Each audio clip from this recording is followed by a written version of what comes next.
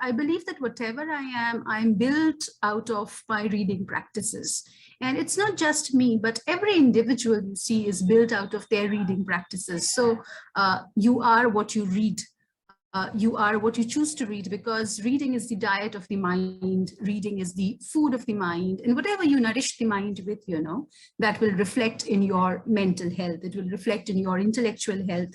But if you do not read, you are impoverished in several vital ways. It's not only about not knowing the world, it's also about not knowing yourself. So reading is very vital, not just for an understanding of things outside you. It's equally important for an understanding of things inside you. So the world out and the world in, are both hinged on the practice of reading. So it helps to kind of make your mind, your thoughts be more clear to, your understanding of who you are. So I believe that it is very, very important that, we read. And of course, we have an assortment to choose from these days. So you can choose any format that you want. It is available all the time around you. But vitally also, you must know what to read.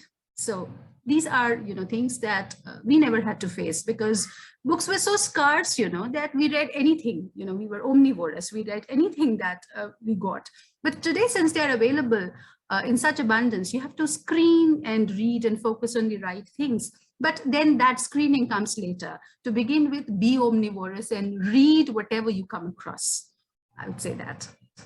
One writes, not because it's not always with an audience in mind. It's not always with the idea that somebody will read your work, but one writes also for the purpose of greater comprehensibility. So I write to understand myself, and in the process to understand the world around me, and also the kind of relationship that I can establish with this world.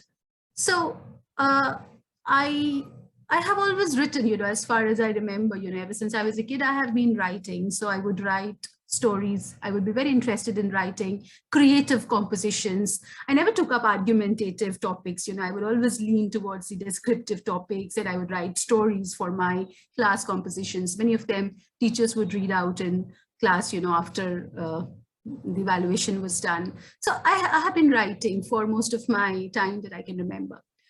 I believe that it was that reading, a very, very intense phase of reading that lasted for around 4 to 5 years. So that, when my first child was around 5 years old, I felt that I was confident enough to talk about myself and my own experiences in poetry.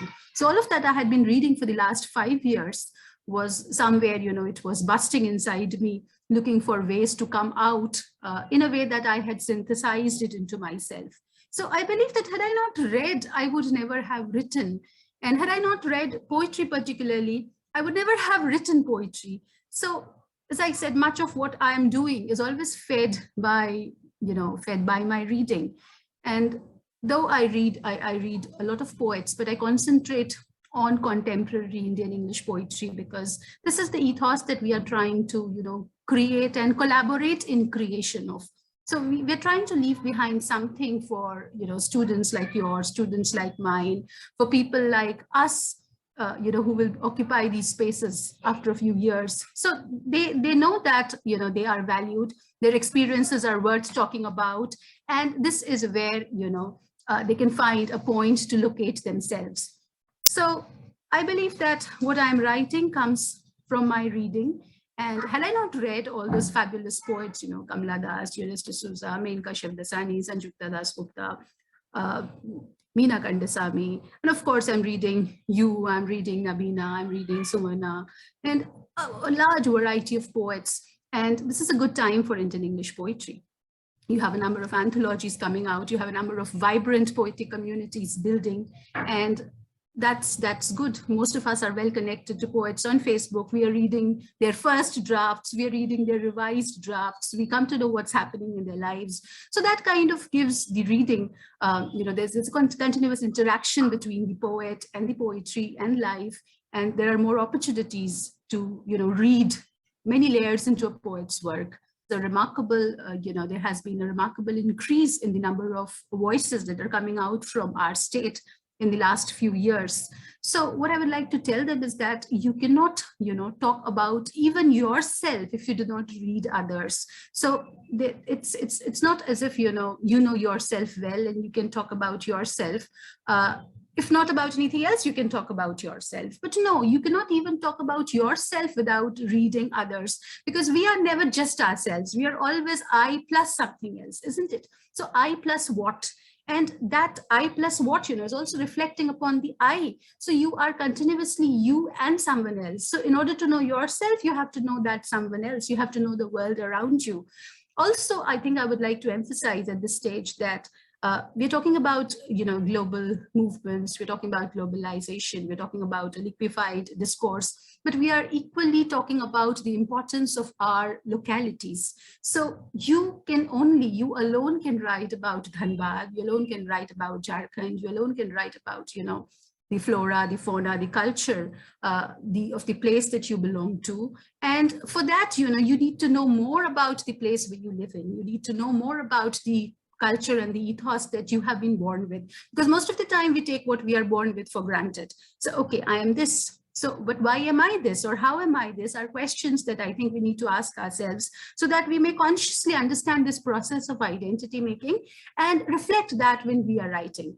And you will realize that once you start reading, you will automatically start writing. It's a continuous process. It's like osmosis. You absorb ideas and you give out those ideas. So a sponge absorbs water, and when you press it, it leaks water.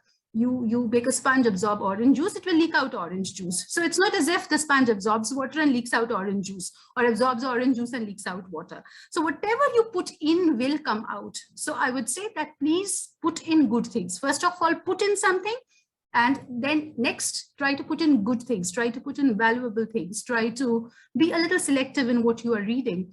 And then you will see that whatever you want to come out, whatever you have so consciously put in, will unconsciously come out all the while.